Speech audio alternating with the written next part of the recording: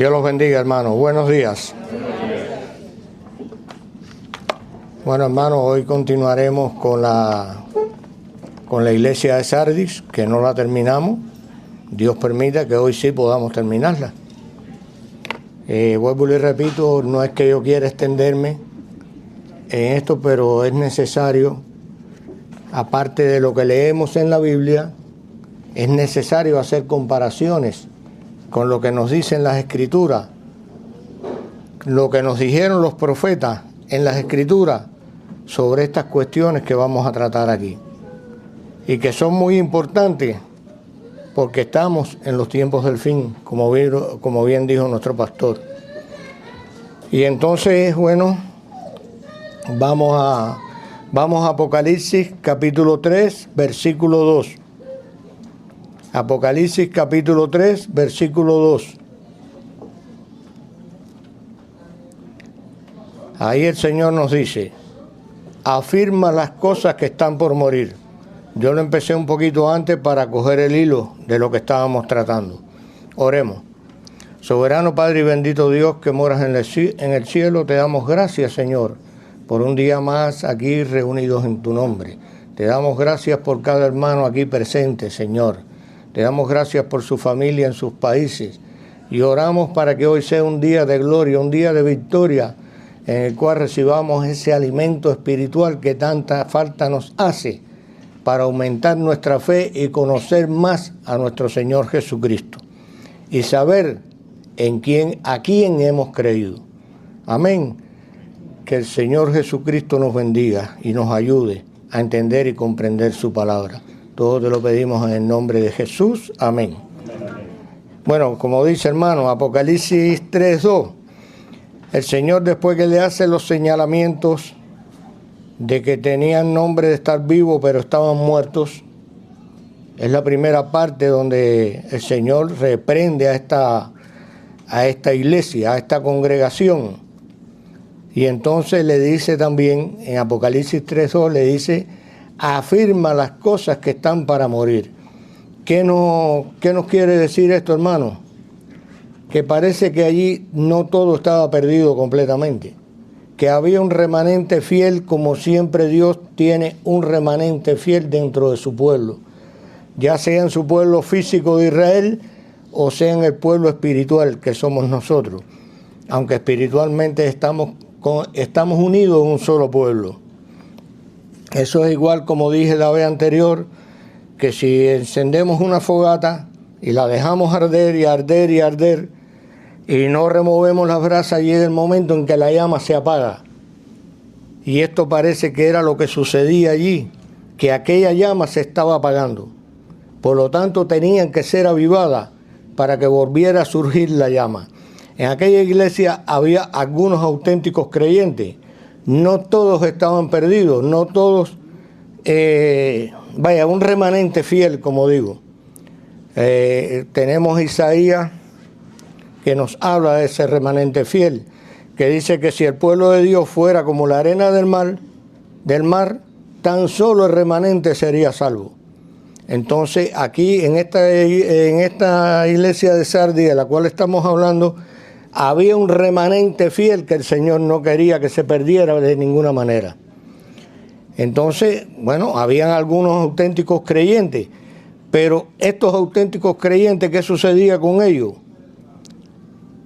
Que con aquella frialdad espiritual que había aquí en el lugar, ellos estaban propensos a languidecer también, a fallecer, si continuaban sin avivar el fuego, sin remover esas ascuas, sin remover todo lo que el Señor le había dicho, para volver a avivar el fuego del Espíritu Santo en aquellos hermanos. Y esta situación no podía ser indiferente o dejarse llevar por la corriente. Debían empezar por evaluar correctamente las perspectivas que el Señor le estaba dando.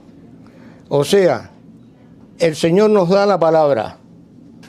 Nosotros tenemos que leer la palabra, entenderla, comprenderla, pedirle al Espíritu Santo la guía para poder discernir espiritualmente las cosas que nos están diciendo. Y de esa perspectiva que el Señor les estaba dando, tenían que actuar. tenían después también que tenían que confrontar el pecado. Y cuando confrontaban el pecado, ¿qué es lo que le queda por hacer? Arrepentirse. Arrepentirse de corazón. No analizar fríamente las cosas, hermano. Esto nos quiere decir, hermano, que el Espíritu Santo nos lleva a analizar nuestra situación personal con Cristo, analizarla profundamente. Y el Espíritu Santo es el que nos marca dónde estamos cometiendo los errores. Es interesante notar que el Señor a este remanente fiel no le dice, no, salgan de esa iglesia, no se contaminen, salgan de esa iglesia. Al contrario, el Señor los exhorta a que trataran de avivar el fuego, recordando todo lo que habían escuchado, recordando la palabra de Dios, volver de nuevo a las Escrituras. Este tema de volver a las Escrituras lo vamos a tocar creo que como 2 veces aquí. Y entonces él mandaba a esos cristianos que comenzaran, no los mandaba a comenzar una obra nueva en otra parte de la ciudad. Los mandaba a tratar de avivar el fuego que se estaba apagando dentro de aquella congregación. Cuando nos damos cuenta, hermanos, que dentro de nuestra congregación el fuego se está apagando, es necesario que los cristianos fieles actuemos inmediatamente. ¿Y cómo podemos actuar? Recordándole a los hermanos que están cayendo lo que dice la palabra de Dios. Pero para eso tenemos que estudiar la palabra de Dios. Amén. Entonces Dios los dejó allí con el fin de llamar al resto que se había extraviado para que volvieran a la fidelidad al Señor. Entonces aquí tenemos el caso de una iglesia. Por ejemplo, Apocalipsis 2.5, ¿qué nos dice? Apocalipsis 2.5 nos habla de la iglesia de Éfeso.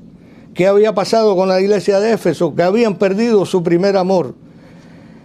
Y el Señor le dice, recuerda por tanto de dónde has caído y arrepiéntete y haz las primeras obras, porque si no te arrepentieres, vendré a ti y quitaré su candelero de su lugar. Eso nos dice Apocalipsis 2.5. Entonces tenemos un caso aquí que está en Apocalipsis 18 del 1 al 5. Alguien que me lo lea, por favor. Apocalipsis 18 del 1 al 5. Que aquí vamos a analizar el caso cuando el Señor le dice, sal de ella, pueblo mío. A ver los 2 motivos por los cuales el Señor manda, cuando ve esta situación, manda a su pueblo que salga de ahí. Arriba, uno que me lea Apocalipsis 18 del 1 al 5. La palabra de Dios dice en Apocalipsis 18 del 1 al 5. Después vi a otro ángel descender del cielo con gran poder y la tierra fue alumbrada con su gloria. Y clamó con voz potente diciendo, has caído la gran Babilonia, y se ha hecho habitación de demonios y guardia de todo espíritu inmundo y albergue de toda inmundicia y aborrecible, porque todas las naciones han bebido del vino del furor de la fornicación, y los reyes de la tierra han fornicado con ella, y los mercaderes de la tierra se han enriquecido de la potencia de sus deleites. Y oí otra voz del cielo que decía, salid de ella, pueblo mío, para que no seáis partícipes de sus pecados, ni recibáis parte de sus plagas, porque su pecado ha llegado hasta el cielo, y Dios se ha acordado de sus maldades. Amén. Gracias, hermana. Aquí el Señor nos está describiendo claramente la situación que había con una ciudad específica. Acuérdense que en Apocalipsis abunda mucho lo que es el simbolismo. Pero bueno, son cosas reales que van a suceder y ya habían sucedido. ¿Qué sucedió con Sodoma y Gomorra? Que Dios era tanta su maldad y tanta era tanta su maldad que Dios decidió destruirla. Pero dice la palabra que allí había un justo que todos los días intercedía. Aunque bueno, vemos que Si hacemos un análisis profundo, el cual no vamos a hacer aquí, vemos que Lot desde un principio no era tan espiritual que digamos. Pero bueno, él se dio cuenta de dónde estaba y la situación que había. ¿Y qué hizo Dios? Cuando dijo que iba a destruir la ciudad, lo sacó. Eso nos da la opción de que Dios no quiere que el que se mantiene fiel, quiere que se mantenga, que no caiga en infidelidad. Y nos habla también de una cosa muy importante que unos niegan, otros dicen que la iglesia tiene que pasar por la gran tribulación, otros que no, otros que a la mitad de la tribulación. Yo saco una cuenta muy clara en esto, hermano, que cuando venga Cristo, ya sea al principio, a la mitad o al final, la palabra nos dice que así estaremos siempre con el Señor. Aunque mi opinión muy particular es que seremos arrebatados antes que comiencen los juicios. Entonces esta ciudad se encuentran algunos, en esta ciudad que se describe aquí se encontraban algunos del pueblo de Dios. Y en primer lugar, Él quiere que ellos salgan de allí porque la ciudad iba a ser destruida. Y Dios quería que su pueblo se salvara. En segundo lugar, la ciudad era satánica y Él no quiere que su pueblo se contamine. Amén. Entonces por eso le dicen salgan de allí, pueblo mío. Ha sido siempre el llamado de Dios a su pueblo, porque salvación quiere decir apartarse del mundo. Y Dios quería que su pueblo se apartara de aquel lugar. Entonces en el mismo Apocalipsis 3:2, Dios les da un motivo por el cual Él le dice estas cosas. Y le dice, es porque no he hallado tus obras perfectas delante de Dios. En Sardis, la queja del Señor Jesucristo a su iglesia es porque sus obras no se conformaban con el criterio de Dios. Ellos no estaban actuando conforme a lo que les decía la palabra. No habían perseverado en desarrollarse espiritualmente. Y eso es una cosa que siempre, diariamente, tenemos que llamarnos la atención. ¿Estamos prosperando espiritualmente o nos estamos enfriando? Hay dos términos. Hay dos términos y no tiene otra explicación. Si no lees la palabra, te enfrías espiritualmente. Y si te enfrías espiritualmente, no vas a recibir la guía del Espíritu Santo. Por tanto, la única forma de encender el fuego en nuestros corazones es conociendo cada día más a nuestro Señor Jesucristo. A veces pensamos que con leer la Biblia el domingo, escuchar las predicaciones, ya vamos a crecer espiritualmente. Y hay una parte en Filipenses que Pablo, después de 20 años, le dice a la iglesia en Filipenses que él anhelaba conocer cada día más al Señor. Amén. Entonces yo siempre digo la palabra, si ese era Pablo, apóstol de apóstoles, que había sido fariseo, que se conocía las escrituras al dedillo, y que fue fariseo, pero después se convirtió a Cristo y había crecido espiritualmente, decía esto, ¿qué quedará para nosotros? Entonces, ¿qué sucedía? Se habían enfriado y habían perdido el entusiasmo por avanzar en la madurez cristiana, cosa que un cristiano no debemos descuidar. Yo siempre digo como Pablo, no que yo lo haya alcanzado, pero voy rumbo a la meta. Y al fin y al cabo lo que de verdad importa en una iglesia no es si los cultos de los domingos discurren de una forma animada, si cada creyente, lo que importa es que si cada creyente está avanzando hacia la madurez, pareciéndose cada día más a nuestro Señor Jesucristo. Eso es lo que importa, hermano. Y eso es lo que tenemos que analizar en nuestros corazones. Este versículo hace ver que Cristo espera algo concreto en la vida de cada uno de sus hijos. Cristo está buscando evidencia de nuestra lealtad, de nuestro amor y de nuestra obediencia. Que eso es una cosa, hermano, que cada día tenemos que analizar las personas. Eso es un análisis personal de cada uno. Por mucho que se predique aquí, por mucho que se hable, Si nosotros individualmente no hacemos ese tipo de análisis, no vamos a madurar espiritualmente. Entonces dice que debemos tomar esto muy en serio, porque normalmente el creyente tiene la tendencia a centrarse en uno mismo y espera que Dios le ayude. Que Dios le ayude, lo apoye, lo consuele en cada circunstancia de la vida. Pero a veces no nos damos cuenta y con frecuencia lo olvidamos, que Dios también está esperando de nosotros pruebas que demuestren nuestro amor, lealtad y servicio hacia Él. Eso Dios lo está esperando de nosotros. Nosotros estamos esperando que Él resuelva nuestros problemas. Ah, ¿tú quieres que yo resuelva tus problemas? ¿Y cómo te estás portando tú conmigo? Porque como he dicho tantas veces aquí, y lo seguiré repitiendo, que Dios conoce, Dios conoce nuestros corazones y sabe lo que hay en nuestro interior. Y sabe cuando estamos aquí si estamos escuchando la predicación o dónde está nuestra mente y nuestro corazón. Apocalipsis 3:3 nos dice: acuérdate pues de lo que has recibido y oído, y guárdalo y arrepiéntete. Esa palabra arrepiéntete, hermano, debe sonar como un martillazo en nuestras cabezas. Arrepiéntete. El resto del Sardi debía acordarse, o sea, tener en cuenta y recordar lo que había recibido y oído. Perdón.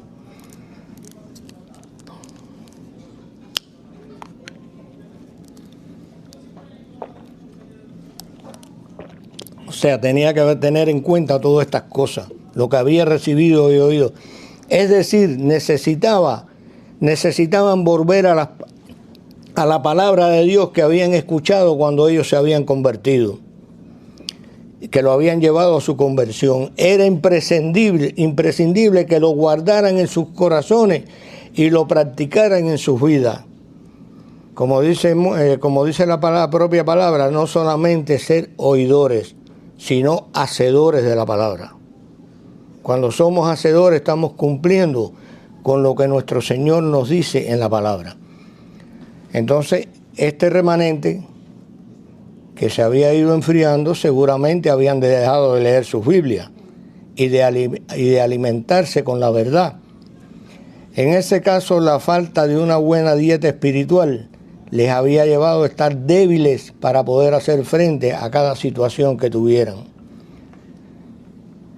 Entonces, aquí les voy a decir algo que dijo Charles Spurgeon en un sermón que se titula Nuestra urgente necesidad del Espíritu Santo. Dice Charles Spurgeon, hablando sobre este tema: a continuación, uno de los oficios especiales del Espíritu Santo es iluminar a su pueblo. Esa es la función fundamental. Lo ha hecho dándonos su palabra. El Espíritu Santo es el autor de la palabra de Dios, porque los profetas y todos los que escribieron los libros fueron inspirados por el Espíritu Santo de Dios. Amén. Entonces, dice que su palabra, Él es el que la ha inspirado, pero el libro, escuchen bien, el libro, por muy inspirado que sea, nadie puede entenderlo espiritualmente, aparte de la enseñanza personal de su grandioso autor. Pueden leerlo tanto como quieran y nunca descubrirán el íntimo sentido de la palabra de Dios.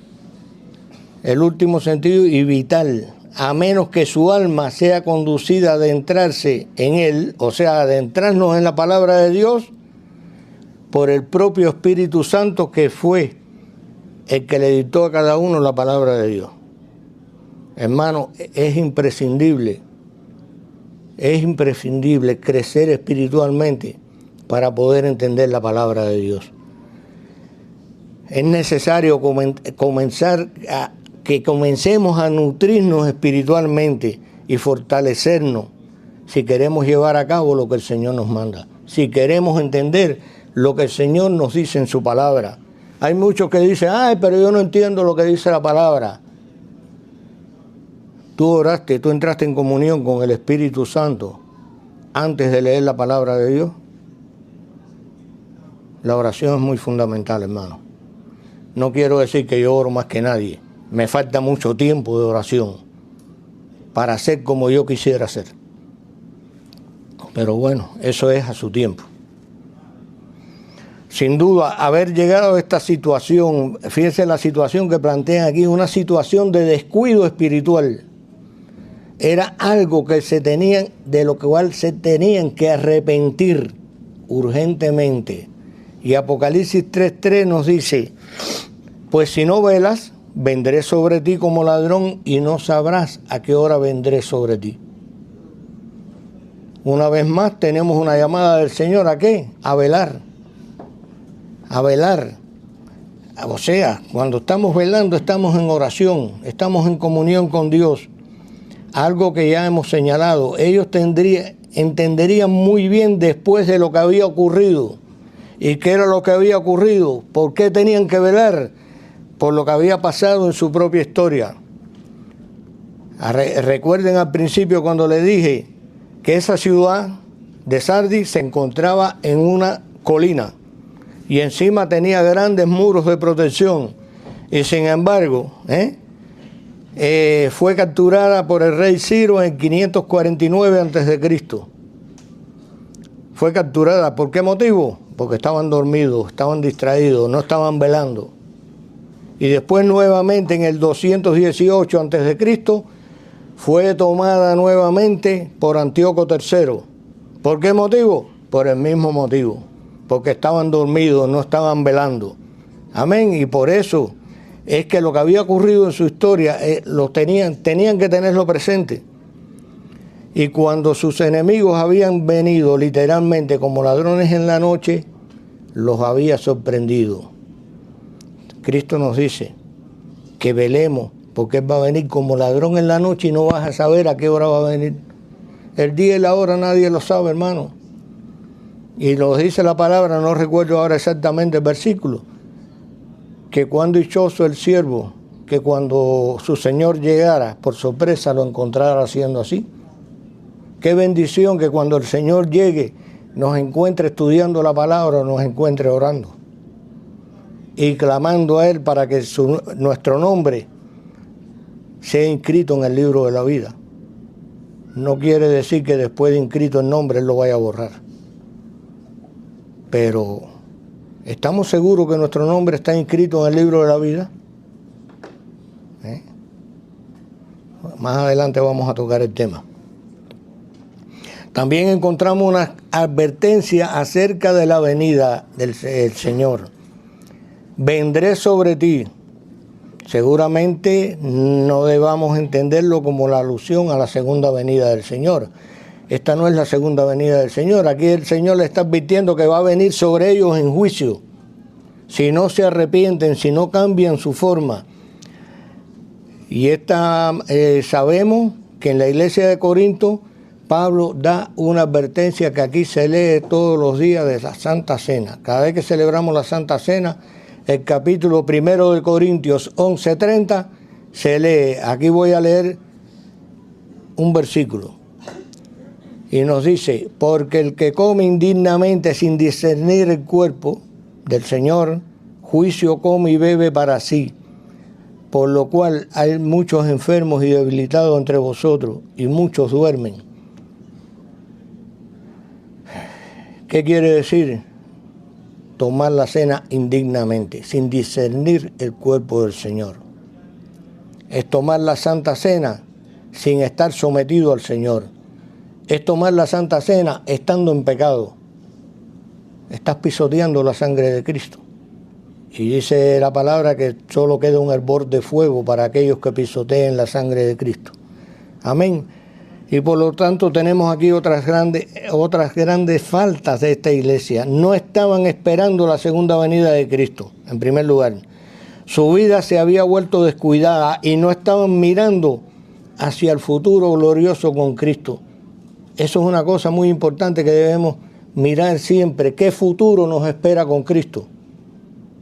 ¿Qué futuro nos espera cuando la iglesia sea arrebatada? Amén. Por eso tenemos que velar, hermano. Esto es muy peligroso porque como cristianos debemos saber que con tener un solo punto débil podemos caer víctima de alguna de las estratagemas de Satanás. Las murallas a nuestro alrededor están levantadas, las murallas espirituales, porque nos dice la palabra que Satanás anda como león rugiente buscando a quien devorar. Apocalipsis 4:5, Apocalipsis 3, versículos 4 y 5.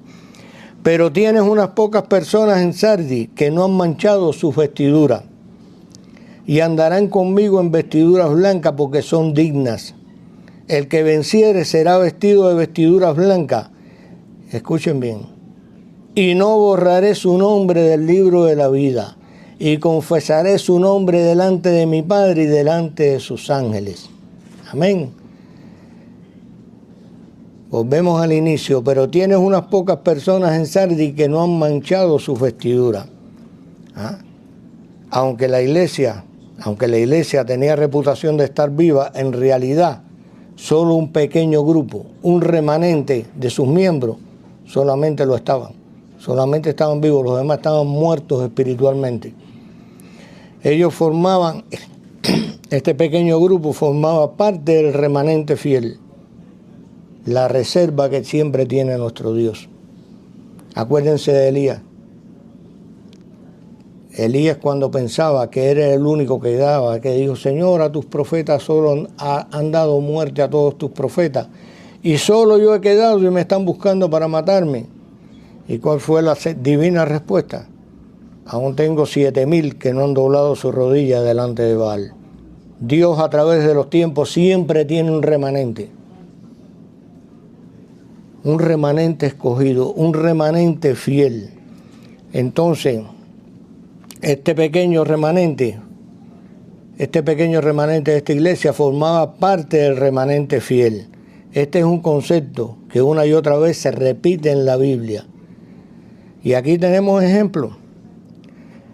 ¿Cuántas personas se salvaron en el diluvio? Respondan, hermanos, sin pena. 8 en total. Está muy bien, Noel y su familia. Y tenemos otro ejemplo de los espías, de los espías que Moisés envió a reconocer la tierra. Solo 2 entraron a poseer la tierra prometida, que fueron Josué y Caleb, porque los demás se olvidaron que Dios estaba con ellos. Solamente Josué y Caleb dijeron: sí podemos, porque Dios está con nosotros. Amén.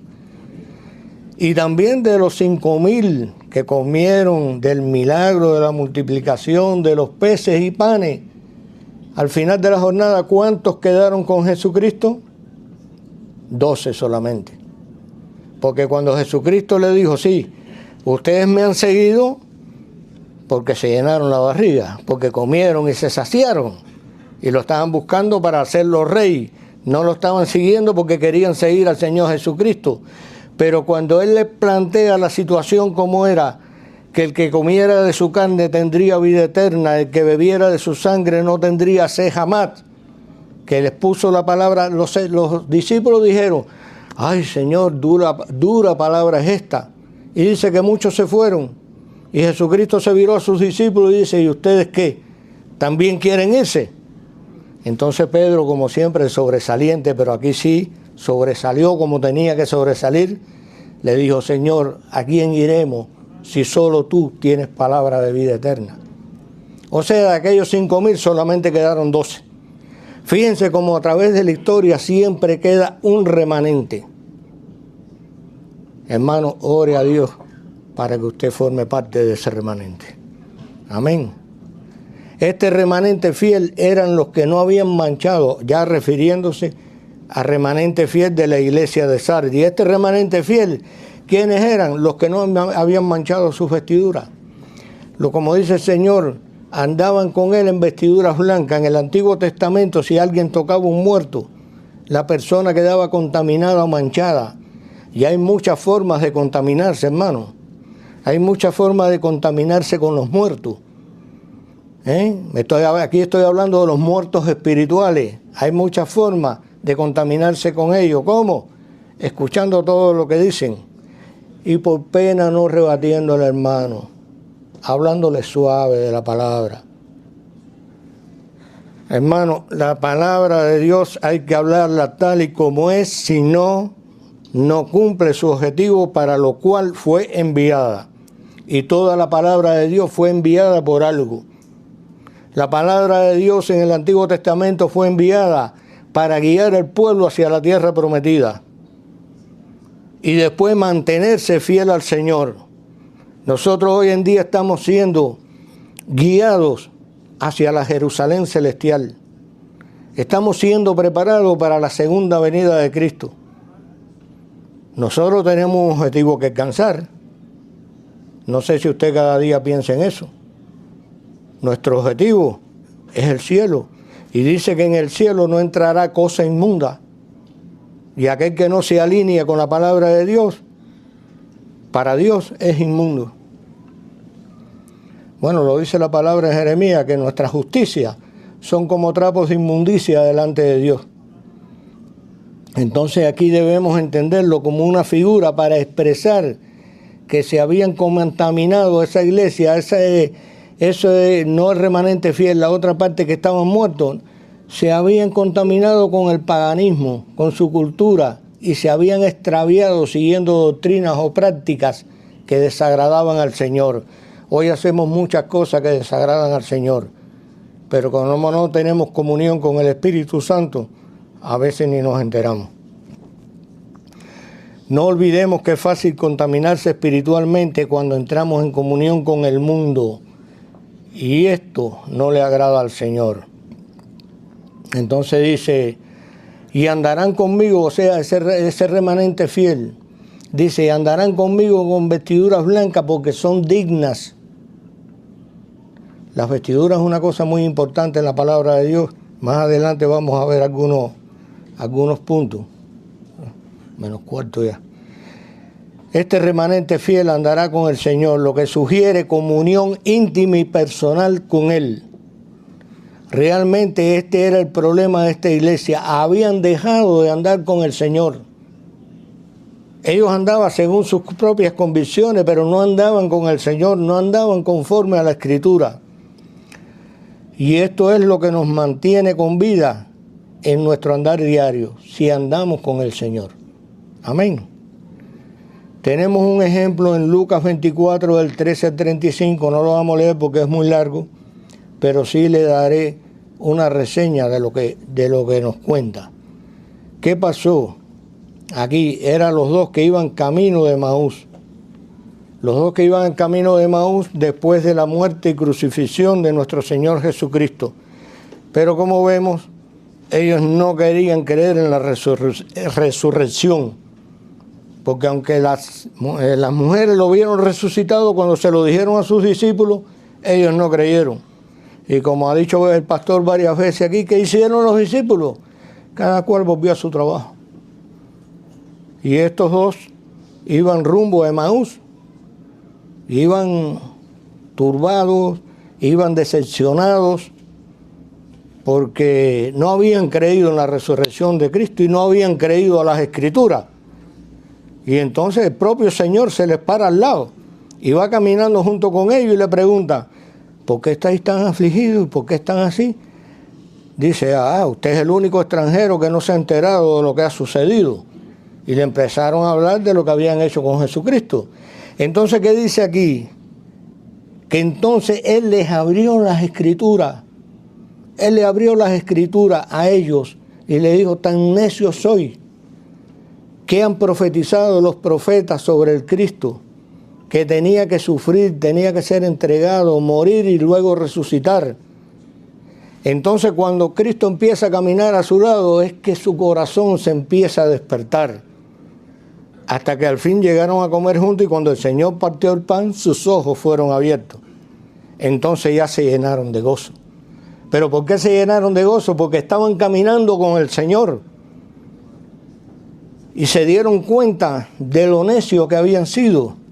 Entonces Él les abrió las Escrituras y el corazón de aquellos dos caminantes volvió a arder con una nueva ilusión.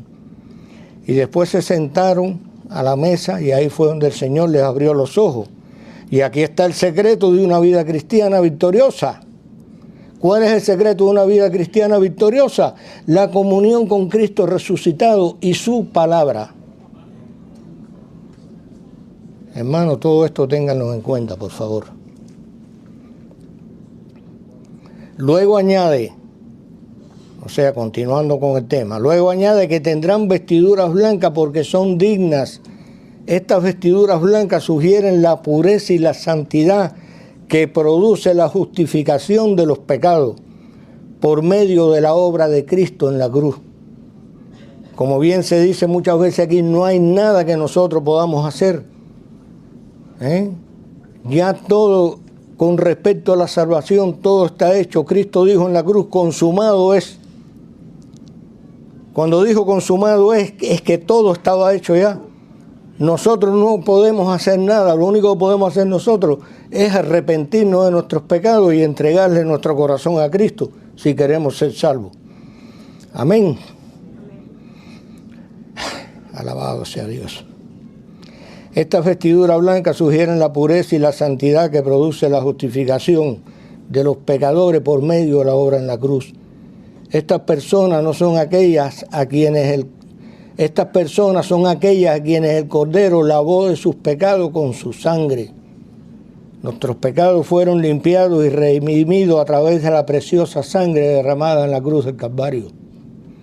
Y esa sangre no debemos hacerla inmunda porque Él se ofreció de una vez por todas. No como antiguamente que todos los días tenían que matar una oveja por los pecados y presentar sacrificio por los pecados. Ya eso fue hecho una sola vez, por los pecados de toda la humanidad. Ahora simplemente tenemos que aceptar a Cristo en nuestros corazones y arrepentirnos de nuestra vana manera de vivir. Amén. Alabado sea Dios. De ninguna otra manera podemos alcanzar esta dignidad. No nos engañemos. Ningún hombre puede vivir de una manera totalmente santa. Recordemos las grandes palabras de Isaías. Cuando Isaías le profetizó esto al pueblo, cuando el pueblo estaba viviendo, tenía una forma vana de vivir, estaban ofreciendo sacrificios por la tradición, estaban ofreciendo ofrendas a Cristo, a Dios, porque no le quedaba otro remedio.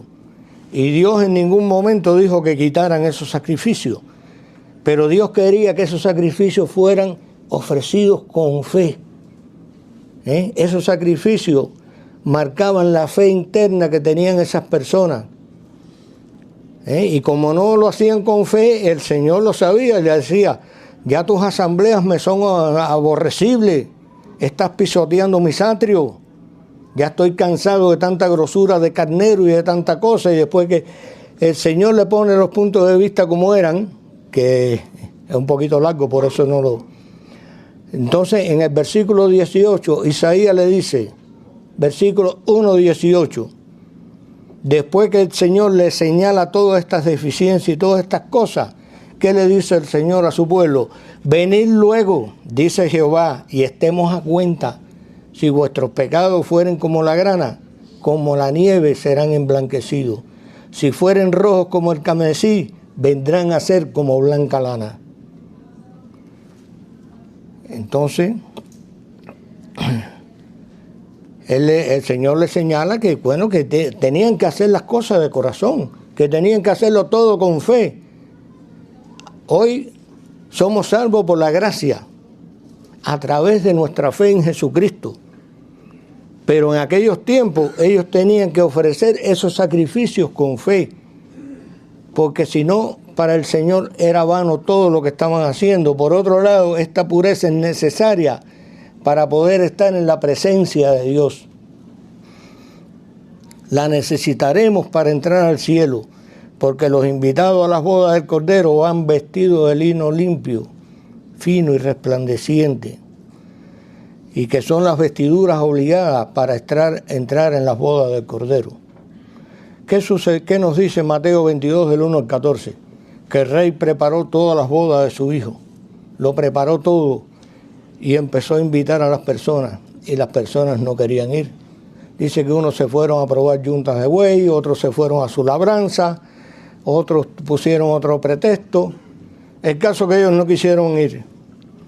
Entonces el rey dijo, bueno, si los convidados no quieren venir, salgan por los caminos y obliguen a todos a entrar, porque las bodas ya están preparadas, que entren todos. Y todos entraron, dice que la casa se llenó. Pero ¿qué pasó? Que había uno que no estaba vestido de boda. Y el rey le dice, oye amigo, ¿y tú qué haces aquí si no estás vestido de boda? Recuerden que esto es una parábola.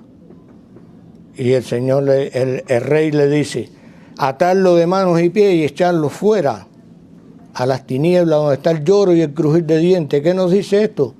Que muchos son los llamados, pero pocos los escogidos. Muchos somos llamados, pero pocos somos escogidos. Y tenemos que tener en cuenta si estamos siendo escogidos por Dios. Dios nos escogió antes de la fundación del mundo. Esa palabra, eso lo pone el Espíritu Santo en nuestros corazones. Y esto es a fin de estar bien preparados para ese momento. Debemos empezar ahora a vestirnos de Cristo, como nos exhorta el apóstol Pablo.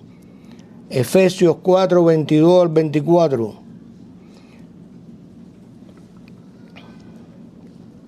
Efesios 4, 22 al 24. Yo lo voy a leer. ¿Ya lo tienen?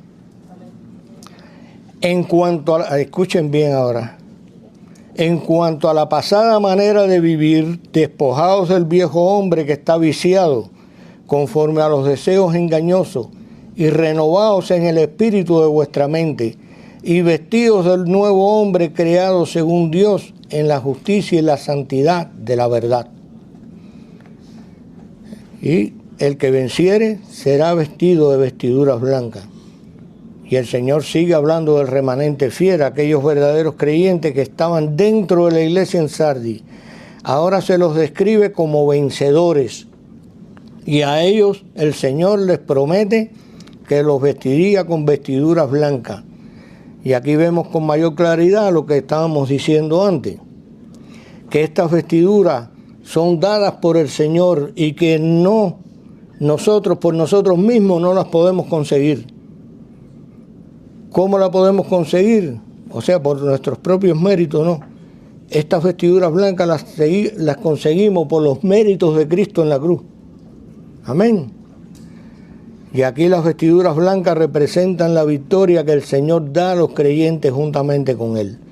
Cuando el Señor se presente en este mundo para juzgarlo, vendrá rodeado de sus ejércitos celestiales. Y nos dice la palabra en Apocalipsis 19, que vendrán vestidos de lino blanco, limpio y resplandeciente. Amén. Y no borraré su nombre del libro de la vida. Aquí nos quedan unas cuantas cositas que yo quería explicar detalladamente, pero ya faltan 5 minutos y no quisiera dejarla a media. Que nos habla del tema de nuestros nombres escritos en el libro de la vida.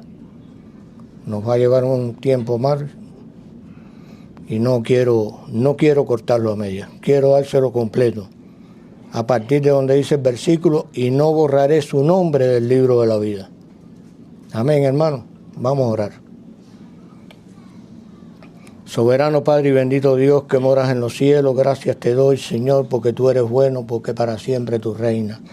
Gracias te damos por esta tu palabra, Señor, y te pido que tu Espíritu Santo nos ilumine, Señor, en cada pasaje que leamos, en cada capítulo, en cada palabra, en cada letra, que tengamos la iluminación de tu Espíritu Santo en nuestros corazones para entender y comprender todo lo que tú tienes para nosotros.